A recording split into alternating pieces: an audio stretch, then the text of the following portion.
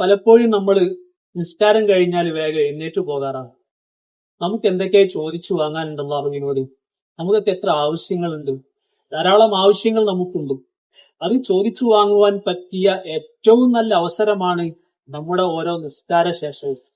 ഒരിക്കൽ നബി സല്ലല്ലാഹു അലൈഹി വസല്ലമ തങ്ങളോട് സ്വഹാബത്ത് ചോദിച്ചു, അയ്യു ദുആഇ അസ്മഉ യാ റസൂലല്ലാഹ്, ഓ നബിയെ, കൂടുതൽ ഉത്തരം ലഭിക്കുവാൻ സാധ്യതയുള്ള ദുആ ഏതാണെന്ന്.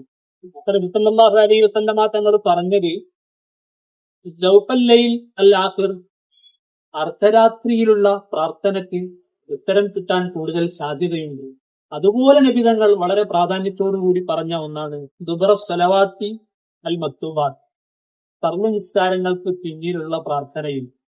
നമ്മൾ ഫർള് നിസ്കരിച്ചു കഴിഞ്ഞാൽ വളരെ പെട്ടെന്ന് എഴുന്നേറ്റ് പോകാതെ അതിനുശേഷം ചൊല്ലേണ്ട ദിക്റുകളും പ്രാർത്ഥനകളും ഒക്കെ നടത്തിയിട്ടാണ് പോകേണ്ടത്. ആ പ്രാർത്ഥനയ്ക്ക് ഉത്തരം കിട്ടും. ഉത്തരം കിട്ടാൻ കൂടുതൽ അടുത്ത ദുആ ആണ് അത് എന്ന് നബി സല്ലല്ലാഹു അലൈഹി വസല്ലമ തങ്ങൾ പറഞ്ഞിട്ടുണ്ട്. അതുകൊണ്ട് പ്രിയപ്പെട്ടവർ, നിസ്കാര ശേഷം ചെറുതായെങ്കിലും നമ്മുടെ ആവശ്യങ്ങൾ അള്ളാഹുവിനോട് പറഞ്ഞിട്ടേ പോകാവൂ.